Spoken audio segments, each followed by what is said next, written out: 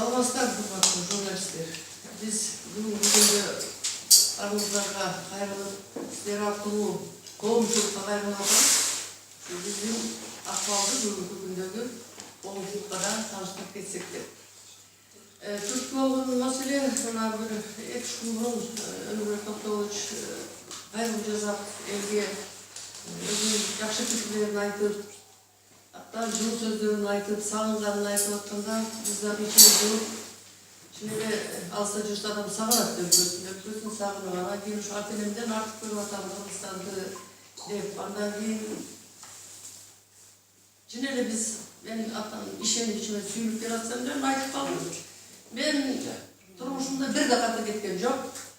Мен деген дайыма мыйзамдын чегинде жүргөн кишимин, эч бир мыйзам бузган жокмун. Андан кийин АКБ Кыргызстанды мен сатып алгам 25 миллионго деди. Анан калгандагы бирдемелерди айттым. Анан АКБ Кыргызстанды мен эсимде тутуп, анан биз ушу АКБ Кыргызстан боюнча 2009-жылдан бери ар кайсы инстанциялардын баарына кайрылып, азыр эле Бекназар чыкпады бияктан.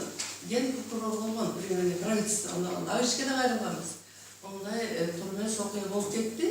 Сиз ушу аттан опытыңыз чоң кишилер, ушу дагы жардамыңызды көрсөтүңүз, акыйкаттарды далилдейли депчи. Ошондой кайрылуулар көп болгон. Пресс-конференция бул биринчи эмес, экинчи, үчүнчү. 2013-жылда кайрылганбыз. Андан кийин Өмүрбек Токтогуловичтун өзү менен да жолукканбыз, сүйлөшүүлөр болгон. Мен караштырайын деген, андан кийин ал кишинин чоң саясий мындай баскычтар басып атып, убактысы болгон жок окшойт. Анан эми азыр мына жерде мен бир эле нерсени айтайын деп атам. Эми адамдан дайыма чындык күткүм келет. Анан киши айтып атат, мен 25 миллионго сатып алгам деп. Анан документтер боюнча, договор боюнча 20 миллион деп турат. Анан 5 миллионду бизге берелик болсо, ошону ала келсе экен. 2008-жылы Элдей Бабанов рейдердик түрдө ушул банкты кармап алган деп, захват кылып алган деген заявление түшүптүр. Ошонун негизинде ушул как раз Өмүрбек Токтогуловичтун келээринин астында болуп атат да ошо. Анан ошол боюнча сурак болуптур. Бүгүн ошол эле акционерлер пресс-конференция берди.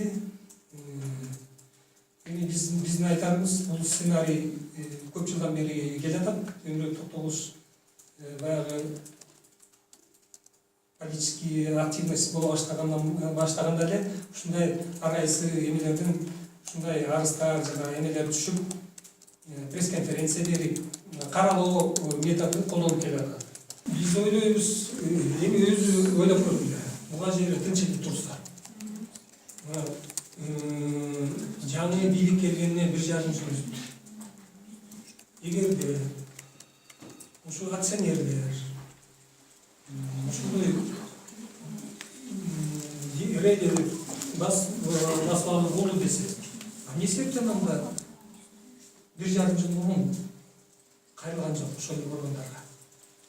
А именно азыр Өмүрбек Токтогулович келээрин астына кайрылган.